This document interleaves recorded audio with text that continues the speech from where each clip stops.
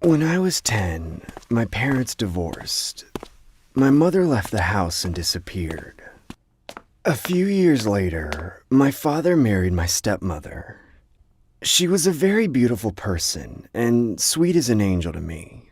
Being that she worked as a nurse, she used to take care of me whenever I got sick. I started to open up to her, and it seemed like we were becoming a real family. Until an incident happened. About 1 year later, I started to get sick. It was weird. I could feel my body was getting weaker and weaker. As always, my stepmother took care of me with all of her heart. However, something felt different. Sitting next to me while I was laying in bed, she took something out of her bag. The first thing that caught my eye was a syringe. She said she would inject me with a tonic to get better soon. To this day, I get goosebumps whenever I think of what she said, and how she said it with a smile. I am an angel, and I'll send you to heaven. You won't hurt anymore.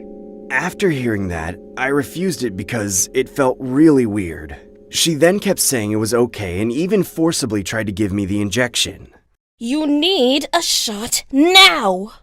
Being scared, I kept saying I didn't want it. I eventually jumped up from the bed and ran away.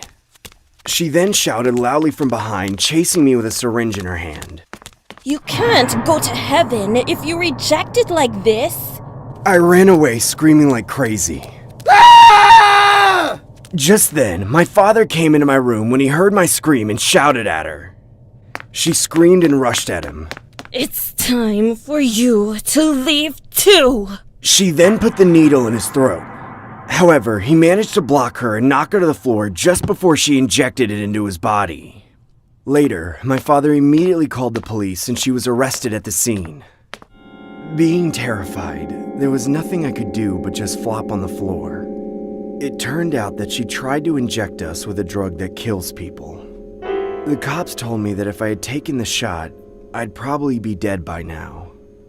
The investigation found that she was suffering from severe depression and mental illness. Also, it turned out that she had been putting poison in the food which I ate over the past few weeks. In other words, I was dying slowly. I eventually recovered after the treatment, but I still suffer from the fear of that day. I'm sure you're all curious at this point. What could be the reason she tried to kill me? Well, I'm the one who's most curious about that reason.